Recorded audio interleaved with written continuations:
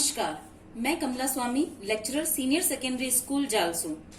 पिछले भाग में हमने संत वाणी में कबीर दास के बारे में पढ़ा था। आज हम तुलसीदास एवं कृपाराम के बारे में पढ़ेंगे। वीडियो शुरू करने से पहले मैं आपसे कहना चाहती हूँ कि आप इसे अंत तक देखें और यदि आपको ये अच्छा लगे तो इसे लाइक और सब्सक्राइब करें। सबसे पहले तुलसीदास जी के जीवन परिचय के बारे में जान लेते हैं। तुलसीदास जी का जन्म 1532 ईस्वी में उत्तर प्रदेश के बांदा जिले के राजापुर गांव में हुआ था। इनका जीवन बड़े ही कठिनाइयों में गुजरा। वे अपनी पत्नी रत्नावली से अति स्नेह रखते थे, लेकिन एक दिन रत्नावली द्वारा उत्प्रेरित किए जाने पर उनके हृदय में राम के प्रति प्रेम जागृत हो गया। तुलसीदास ने अवधी तथा ब्रज भाषा में कई ग्रंथों की रचना की। रामचरितमानस उनकी कीर्ति का आधार ग्रंथ है। अन्य प्रसिद्ध ग्रंथों में विनय पत्रिका, कवितावली, दोहावली, गीतावली, कृष्ण गीतावली, बरवे रामायण तथा रामलला नहचू प्रमुख हैं। तुलसी के काव्य में समन्वय की भावना सर्वोपरि है। उन्होंने अपनी रचनाओं के माध्यम से आदर्श समाज की जो कल्पना प्रस्तुत की है वह कभी अप्रासंगिक नहीं हो सकती। तुलसी का काव्य भारतीय समाज का आदर्श पथ प्रदर्शक है। तो बढ़ते हैं दोहों की तरफ। काम क्रोध मद लोभ रत ग्रहा सुक्त दुख रूप ते किमि जाने ही रघुपति ही मूड परे भवकूप। कवि तुलसीदास जी कहते हैं कि काम, क्रोध, घमंड, लालच, वासना, घर और गृहस्थी के झंझट ये सभी हमारे दुखों का कारण है। जो व्यक्ति श्री राम को नहीं जानता है वह संसार रूपी इस कुएं में पड़ा रहता है। अतः कवि तुलसीदास जी कहते हैं कि हमें इन सभी अवगुणों को त्याग कर प्रभु श्री राम की भक्ति में लग जाना चाहिए। कहिबे कह रसना रची सुनिबे कह किए कान धरिबे कह चित हित सहित परमारथी सुजान। कवि तुलसीदास जी कहते हैं कि कहने को हमें जीभ मिली है, सुनने को कान और ध्यान करने के लिए चित्त अर्थात मन प्राप्त हुआ है। इन सभी का हमें उपयोग जो है वो परमार्थ के लिए करना चाहिए, अर्थात इन इंद्रियों की जो सार्थकता है वो परमार्थ करने में ही निहित है। तुलसी भलो सुसंग ते पोच कुसंगति सोए नाव किन्नरी तीर असी लोह बिलोकहु लोई। कवि तुलसीदास जी कहते हैं कि हमें अपनी संगति का बहुत फर्क पड़ता है। यदि हम अच्छी संगति में रहते हैं तो हमारे अंदर अच्छाई आती है और जो बुराई करने वाले होते हैं उन्हें बुरी संगति ही अच्छी लगती है, अर्थात संगति का बहुत अधिक महत्व है। जिस प्रकार लोहे से जब नाव और वीणा बनाई जाती है तो उसका प्रभाव अच्छा पड़ता है, और यदि उसी लोहे से अगर तीर और तलवार बनाए जाते हैं तो उससे रक्तपात ही होता है। तो इस प्रकार संगति का प्रभाव किसी पर भी पड़ता है। राम कृपा तुलसी सुलभ गंग सुसंग समान जो जल परे जो जन मिले कीजू आप समान। कवि तुलसीदास जी कहते हैं कि राम कृपा जो है वो गंगा नदी के समान पवित्र और शुद्ध है, क्योंकि जिस प्रकार से गंगा नदी में यदि कोई डुबकी लगाता है तो उसके सारे पाप मुक्त हो जाते हैं, उसी प्रकार यदि कोई राम की भक्ति में लग जाता है तो वह मनुष्य भी पवित्र हो जाता है। तुलसी या संसार में भांति भांति के लोग सबसो हिलमिल चालिए नदी नाव संयोग। कवि तुलसीदास जी कहते हैं कि संसार में भांति भांति के लोग रहते हैं, हमें सभी से मिलजुल कर और हिल मिलकर रहना चाहिए, क्योंकि जिस प्रकार से नदी और नाव विपरीत होते हुए भी एक दूसरे से सहयोग करके रहती है, उसी प्रकार हमें भी जीवन में सबसे मिलजुल कर रहना चाहिए। तुलसी पावस के समय धरी कोकिलन मोन अब तो दादुर बोली है हमें पूछे है कौन। कवि तुलसीदास जी कहते हैं कि वर्षा के समय कोयल जो है वो मौन हो जाती है, क्योंकि वह जानती है कि अब तो मेंढक बोलेंगे और अब हमें कौन पूछेगा। इसी प्रकार मनुष्य को भी विपरीत समय आने पर मौन हो जाना चाहिए, वही उसका एक अच्छा आभूषण हो जाता है। तुलसी असमय के सखा धीरज धर्म विवेक साहित्य साहस सत्य व्रत राम भरोसो एक।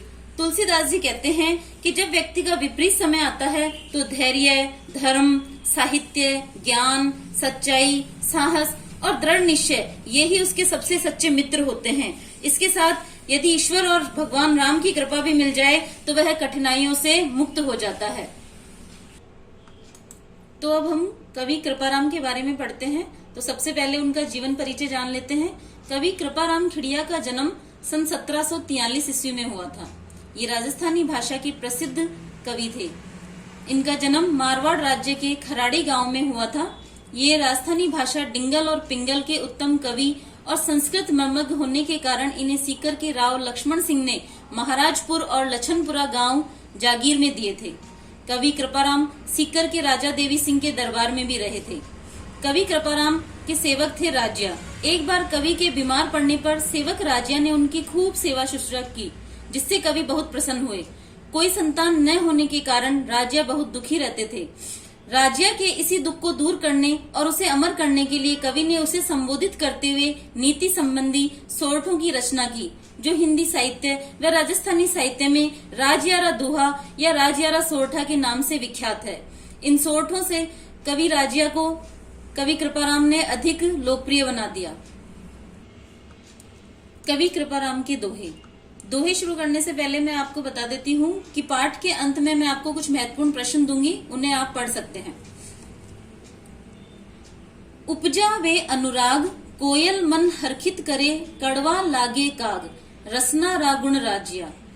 कवि कृपाराम खिड़िया अपने सेवक राजिया को संबोधित करते हुए कहते हैं कि हे राजिया, जो अपनी वाणी से दूसरे को हर्षित करता है, अर्थात जो मधुर वाणी बोलता है, वह सबके मन को प्रसन्नता देता है, और जो कटु वाणी बोलता है वो सबके मन को दुखी कर देता है। जिस प्रकार से कोयल की वाणी सभी को मधुर लगती है और कौवे की कांव कांव सभी को कड़वी लगती है, उसी प्रकार मनुष्य को अच्छी और मीठी वाणी बोलनी चाहिए, तभी उसका महत्व होता है।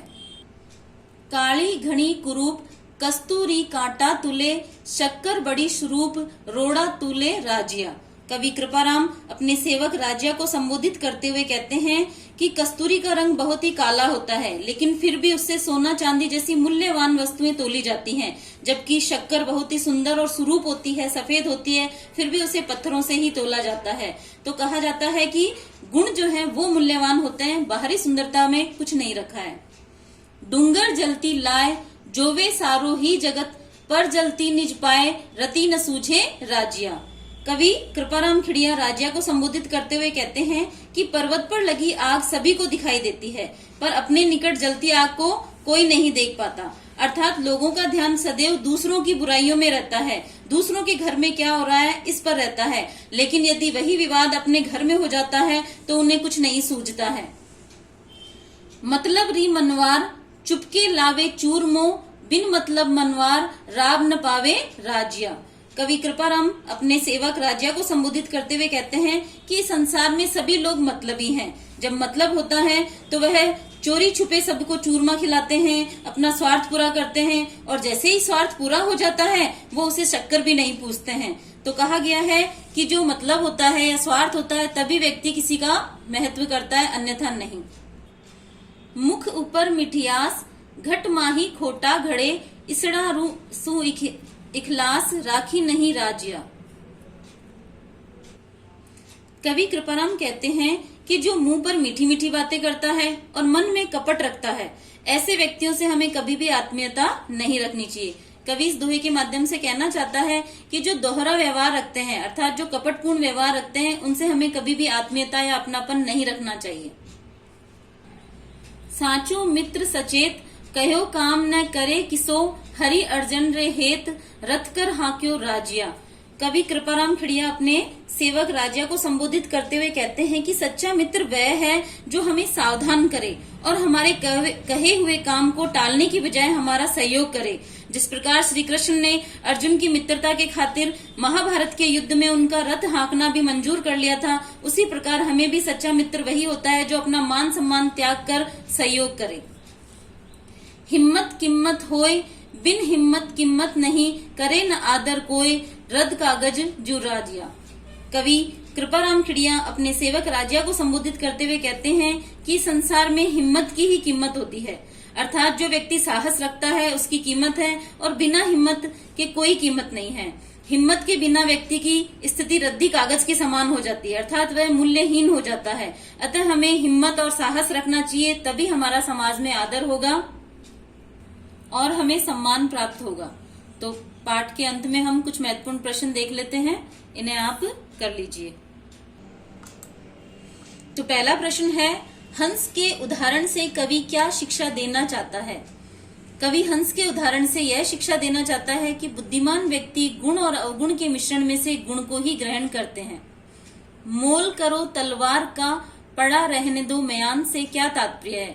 इस कथन से तात्पर्य है कि साधु की श्रेष्ठता उसके जाति से नहीं अपितु उसके ज्ञान आदि से आंकी जानी चाहिए। कबीर दास ने संगति का क्या प्रभाव बताया है। कबीर के अनुसार सत्संगति से मनुष्य का कायाकल्प हो सकता है। जिस प्रकार लोहा पारस की संगति से सोना बन जाता है, उसी प्रकार अच्छी संगति से व्यक्ति में अच्छा प्रभाव आता है। चौथा प्रश्न है, ईश्वर प्राप्ति में बाधक अवगुण कौन कौन से बताए गए हैं।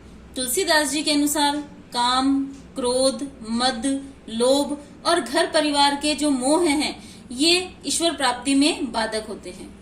प्रश्न 5 है, तुलसीदास जी के अनुसार इंद्रियों की सार्थकता किसमें संभव है।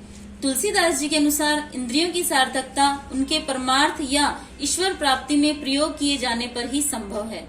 अगला क्वेश्चन है, कवि के अनुसार मनुष्य के जीवन में संगति का क्या प्रभाव पड़ता है। तो कवि के अनुसार मनुष्य जैसी संगति में रहता है वैसा ही बन जाता है। व्यक्ति सत्संगति से भला और कुसंगति से दुर्बल और निंदनीय हो जाता है। धन्यवाद। तो बच्चों, आज हमारा प्रथम अध्याय पूरा हो गया है। यदि आपको इसमें कुछ भी समझ में नहीं आए तो आप इस वीडियो को पुनः देखें और अंत तक समझें।